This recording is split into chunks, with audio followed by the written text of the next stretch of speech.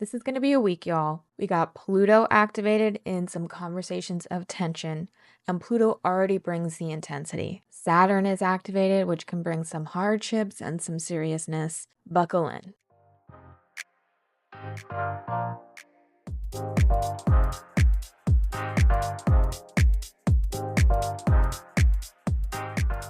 Welcome back to another episode of the Hella Fluid Collective podcast, where astrology meets small business. On today's episode, we are talking about the astrology for the week of April 21st through the 27th. There's not that many transits happening, but they're kind of intense.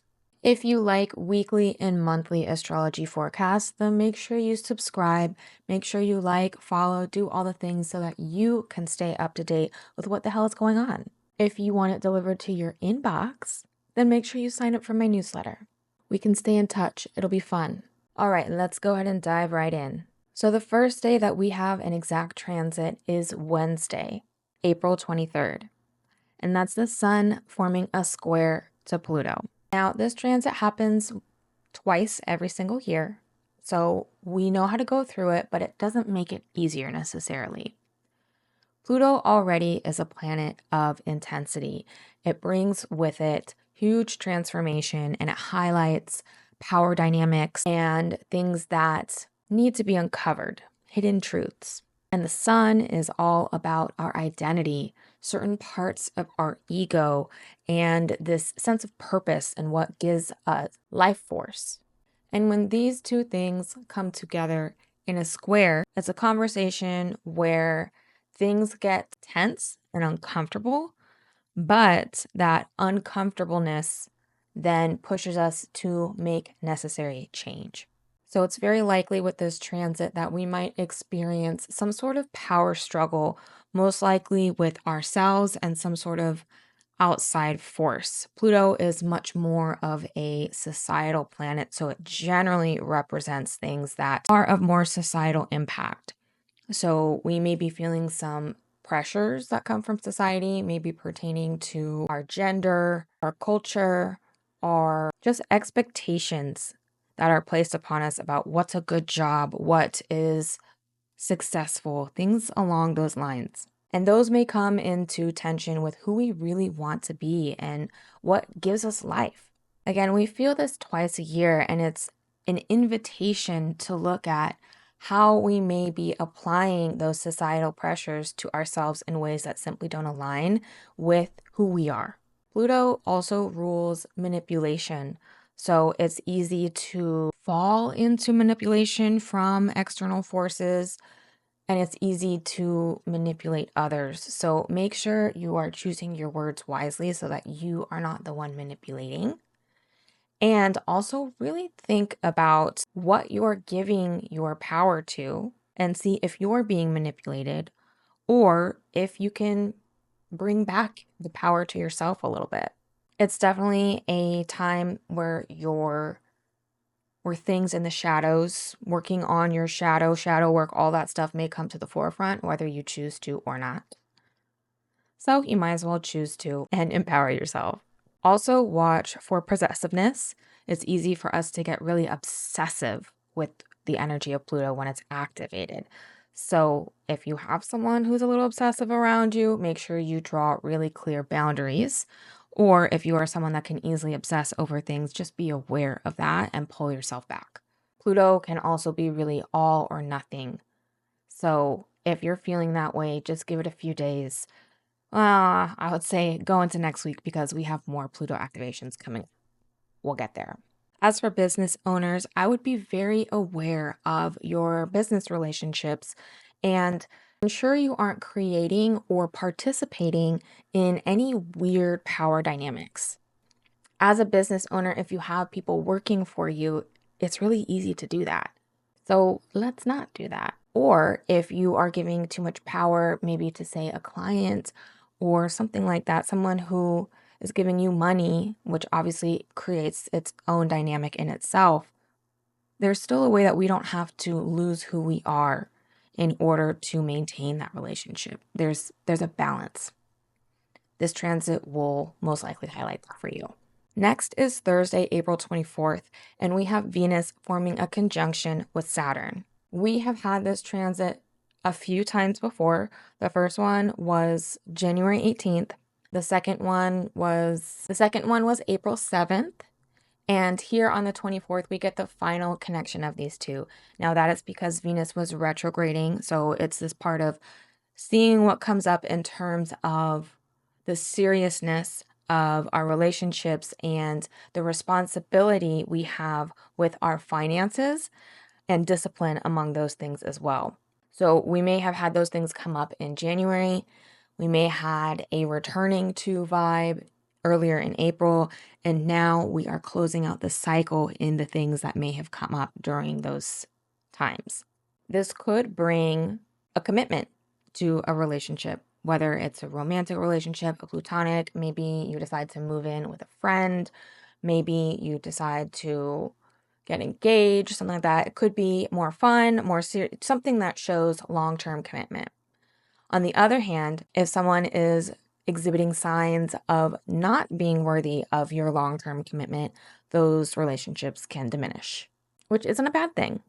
I will note, like I mentioned on the previous times we've had this connection, this transit can bring a sense of loneliness.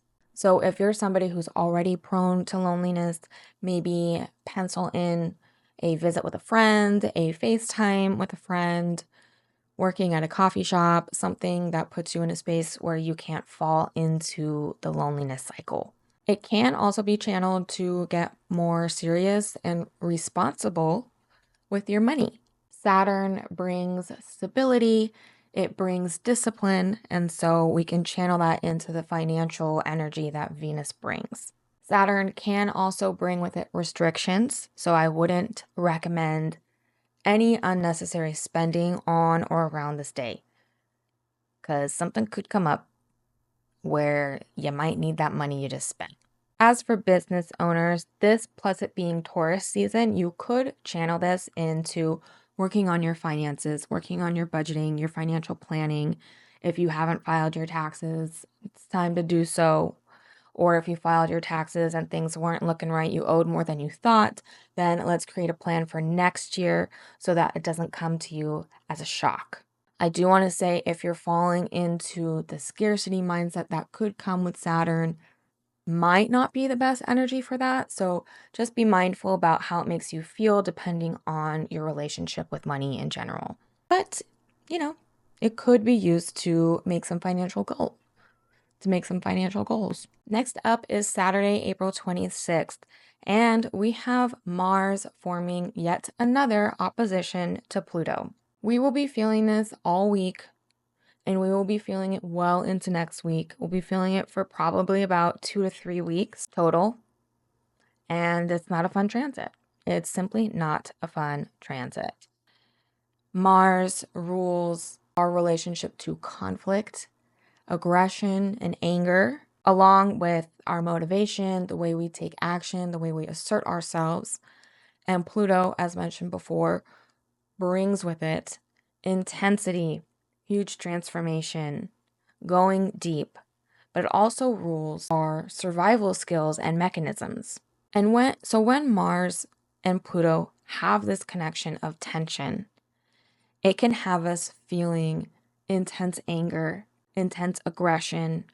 It can have us feeling like our survival needs are at threat and we need to do something about it right now.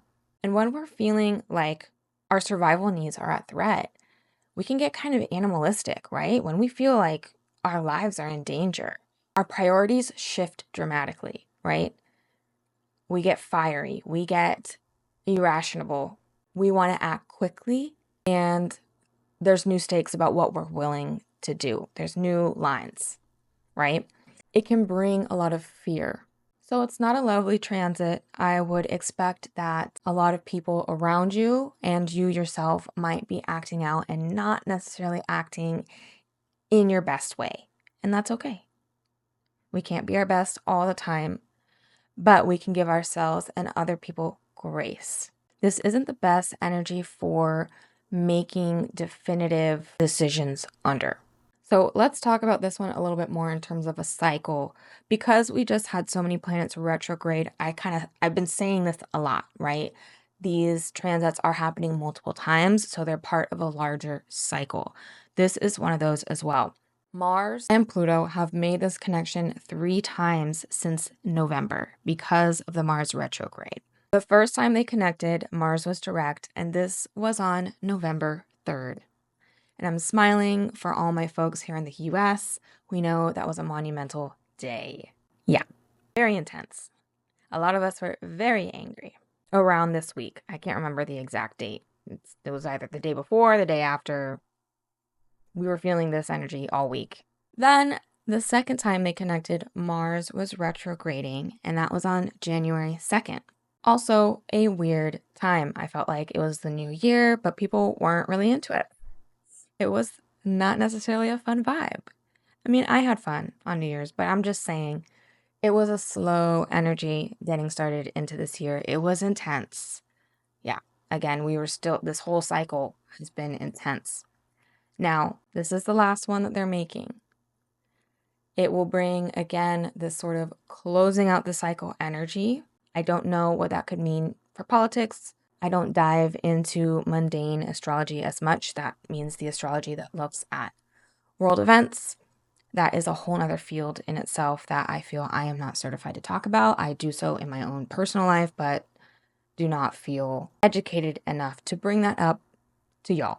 I do in little bits and pieces, but I digress. You can find lots of great resources on the interwebs to help you look into that if that's what you want to do. Coming back, let me finish this one out and it will still come up in the next transit. So, as for business owners, this energy could be channeled into starting some sort of new big project. If there's something you've been scared to start, but you feel compelled to start now, follow that energy. If you are starting something because you're scared or starting it out of fear, don't do that. But if it's rooted in power, go for it. And that might be tricky with this energy, but kind of just give yourself a moment to journal a little bit about any projects that you may have been sitting on because you've been too scared to start them. Okay, wrapping up the week, on April 27th, we have a new moon in Taurus. Taurus new moons generally bring new beginnings in things related to our relationship with comfort, money, luxury, sensory, like the things that feel good, right? That means things that feel good on our skin, things that sound good in our ears, things that smell good, nice candles, nice aromas.